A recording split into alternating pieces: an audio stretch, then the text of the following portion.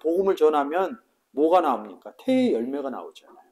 땅을 기업으로 받을 것이요. 온유한 자는 복이 있나니 저희가 땅을 기업으로 받을 것이며. 기업이라는 단어, 클레론 오메오 이렇게 씁니다. 이 단어가 기업이 이렇게 얘기하는데 뭘 상속한다 이렇게 써 있습니다. 창세로부터 너희를 위하여 예비된 나라를 상속하라 이른다. 우리가 막 나라 막 봤습니까? 너희는 왕 같은 제사장이여 나라요 이런다. 계시록에서 우리 보고 나라라 그럽니다. 내가 나라라는 거예요. 나라를 받는다 그러면 내가 왜 나라가 됐겠어요? 예수 영접해서 나라가 된 거거든요. 근데 내가 예수를 전했더니 열매인 사람이 예수를 영접을 한 거예요. 이 사람도 하나님 나라가 된 겁니다. 그래서 나라를 상속하라. 계시록 21장 7절에서는 유업을 얻는다. 우리가 세상적으로 유업은 뭐예요? 가업 같은 거 아버지 것을 받는 거잖아요. 우리 보고 뭐라 그래요? 너희는 그리스도 것이요. 그리스도는 하나님 것이요. 이런다. 내가 그리스도 것이면서 하나님 것이기 때문에 궁극적으로는 농부인 아버지 것이거든요. 내가 유업이라고. 근데 이 가지에 또 뭐가 달리냐고. 열매인 유업이 달리는 거라고. 그래서 유업을 얻으리라. 이 얻으리라는 이런 단어는 시제가 뭐로 돼 있냐면 거의 미래 시제로 돼 있어요. 내일로 돼 있다고. 나 다음으로 나오는 것들을 얘기한다고. 그때 미래라는 시제를 쓴다고. 아니 구원 얻은 사람이 왜 또 구원을 얻으리라 이러냐고. 이 성경에서 나오는 얘기들이 구원을 얻으리라 이러는 것들이 제자들한테 하는 소리예요. 로마서에서도 구원을 얻으리라 이런다고. 다 구원 얻은 사람들한테 해주는 얘기고 구원 얻은 사람들이 왜 또 그러니까 마지막 때 대환란 없습니다. 제가 볼 때는. 내 안에 와 계신 예수 그리스도와 하나님 아버지가 문제가 돼요.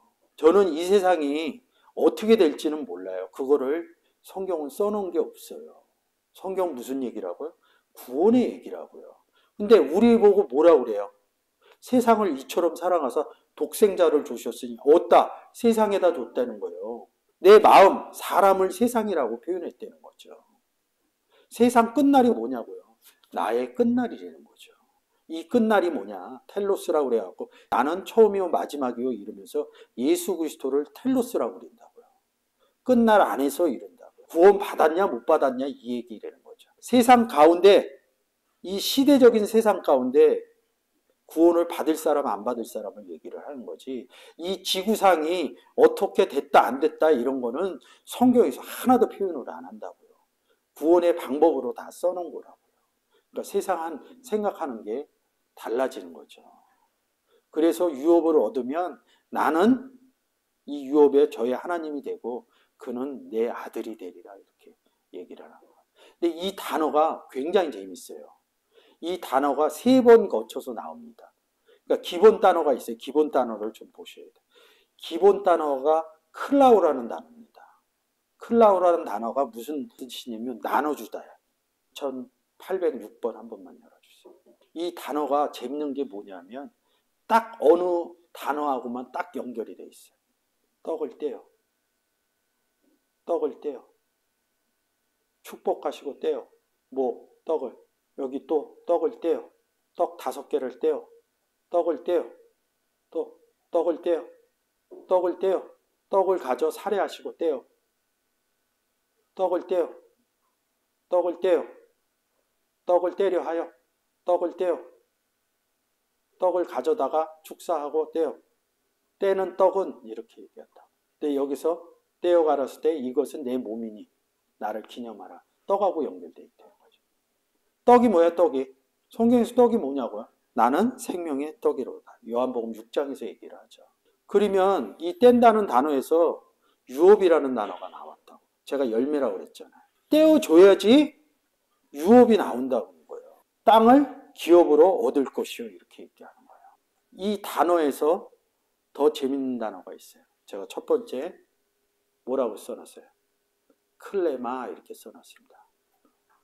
이 성경은요 기본 단어에서 다 움직여요. 공부하고 싶을 때 이렇게 공부하면 돼요. 기본 단어 기본적으로 알고 이게 지금 첫 번째로 파생된 단어들이에요. 클레마, 클레도스, 클레시스, 클라스마, 카타클레오, 전치사하고 굉장히 많이 붙여요. 전치사하고 기본 단어하고 대부분의 기본 단어들이 전치사하고 붙여서 푸릅니다. 클레로스 이러면서 이 클레로스에서 여기까지 이렇게 파생된 단어예요. 몇 단어가 파생돼요? 한 번 들어오고 10단어가 클레로스에서 파생이 된다고요. 유업, 제비 뽑는 거 있죠? 제비 뽑았다. 이런 단어도 클라오에서 나와요. 제비 뽑아서 누가 바다에 던져줘요? 요나가 바다에 던져진다. 그 단어하고 다 연결됩니다. 근데 첫 번째 제가 클레마라는 단어를 넣어놨어요. 왜 넣어놨을까요? 떡을 누가 떼줍니까?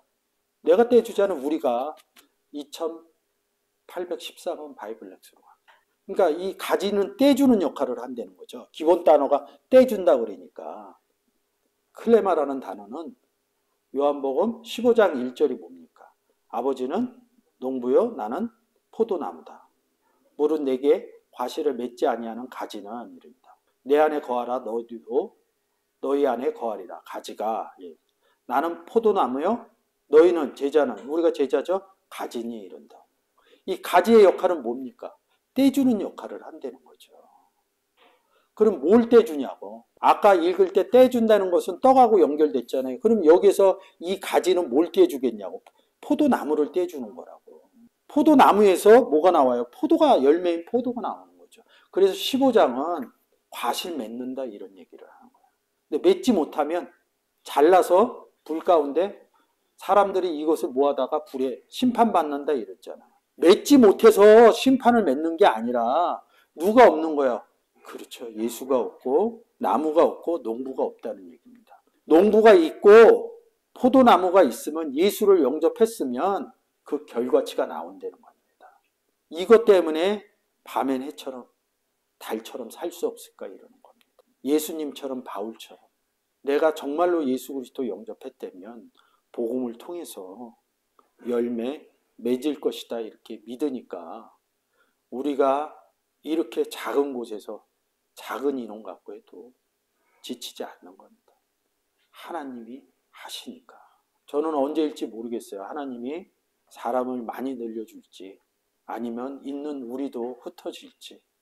그렇지만 오늘 예배 전에 한 찬양처럼 지금 마음 같아서는 앞으로 이 땅에 살아가면서까지 예수님처럼 바울처럼, 왜?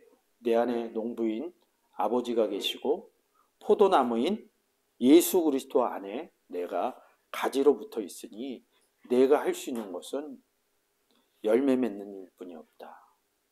그래서 예수여 도와주옵소서 이렇게 얘기를 하는 겁니다.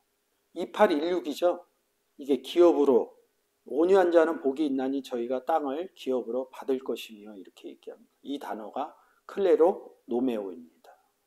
상속하라고도 써 있고 유업으로 얻으리라 이렇게, 유업이다 이렇게 써 있는데 원문은요 딱 끊어져서 해석 안 돼요. 제가 항상 얘기하듯이 자기 집안에 가족끼리 있으면 나 그거 필요한데 그러면 가족은 알아요. 그거 갖다 줘요. 이 성경의 얘기가 구원받은 자 가족의 얘기거든요. 그래서 많은 문장들이 함축적으로 써 있어요. 함축적으로 뭐? 네가 하나님과 예수 그리스도가 있느냐? 예수 그리스도하고 하나님이 있으면 열매 맺는다.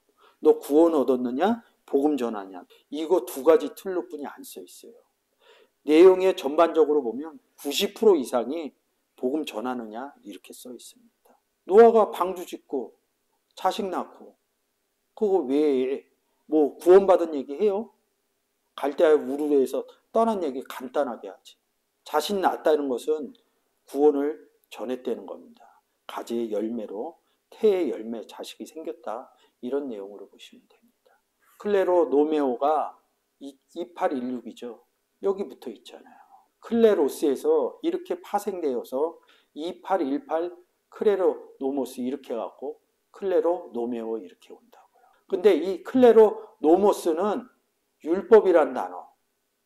율법하면 뭐예요? 죄와 사망의 율법하고 생명의 성령의 율법 그런다고요. 그러면 이 단어는 뭐예요? 클라우라는 단어에 나눠주다는 단어에 생명의 성령의 율법이 같이 붙여놓은 거랍니다. 예수 그리스도가 같이 있다 그래서 유업을 만들어내는 내용을 써놓은 거라고요. 설명 그럴듯하죠? 설명하니까. 원어가 이런 부분이 설명하기가 좋은 거예요. 아이, 뭘 그런 얘기를 해? 그러면 뭐 어쩔 수 없지만 이렇게 써 있잖아요. 온유한 자는 복이 있나니 이런 뜻은 뭐냐면 복이 있는 온유한 자는 복음을 전하러 고난 가운데 있다. 이렇게 얘기를 하는 겁니다. 그 고난 가운데 있었더니 왜 고난 가운데 있느냐 이거야. 왜 복이 있어서 고난 가운데 있느냐 이거예요. 이렇게 써놓은 거예요. 근데 그 뒷문장에서 설명을 하는 겁니다. 이게 콜론이라는. 호티 왜냐하면 왜 어려운 곤고 가운데 있냐고. 좋은 땅을 통해서 열매인 기업을 받으려고요. 이 문장이 이렇게 써 있는 거예요.